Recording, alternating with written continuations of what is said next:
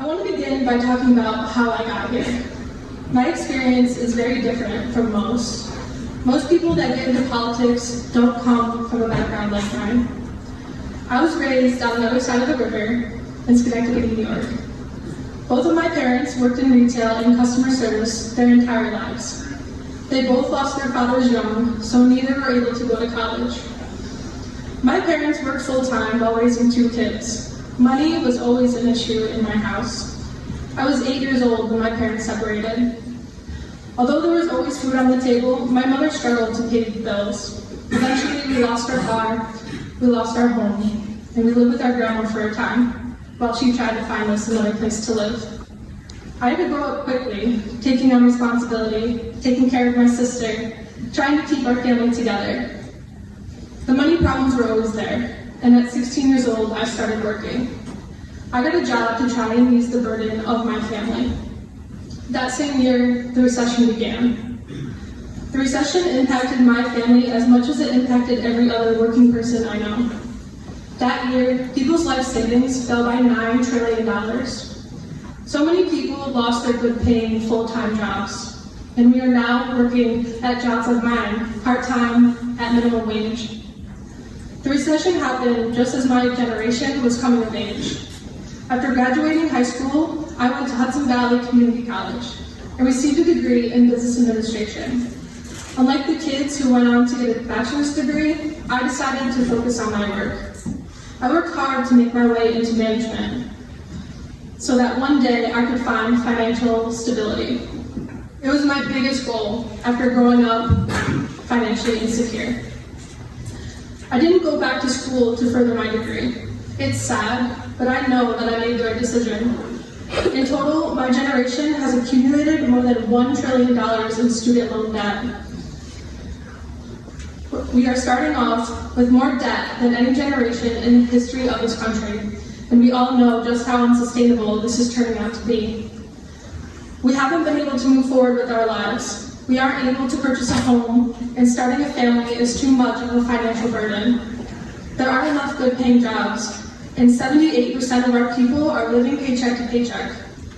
We don't have much hope that we'll retire one day. We don't even know if our parents will retire.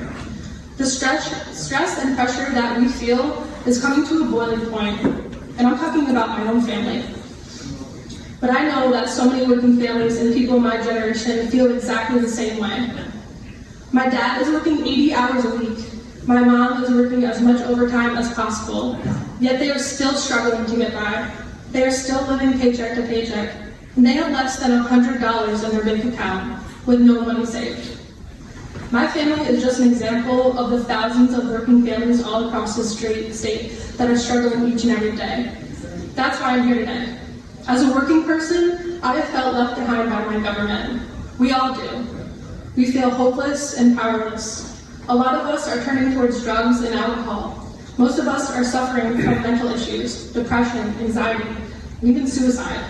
And we don't see an end in sight. Now at 27, I'm living with my sister and my boyfriend in Brunswick.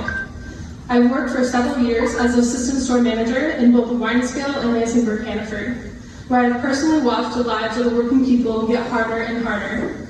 I also run a small nonprofit, making birthday cakes for children living in poverty, trying to show these kids that there are people in our community that care. I have proven myself to be a leader in my work and in my life, and that has given me the strength and courage to run for office today. Once I realized that running for office wasn't out of my reach, I knew that we could take our futures into our own hands. And I know that this makes some of our leaders uneasy, as my generation tries to move us forward in a new direction. But I hope you can take a moment to understand why we're here. I'm here because our way of life isn't working for us. We have no room to move forward under this system. We have been cut out from all of the gains our society is making, and we can't take much more. My generation is standing up for a reason, because we know we can do better. And let me say that I will extend an olive branch to anyone that wants to move forward with us.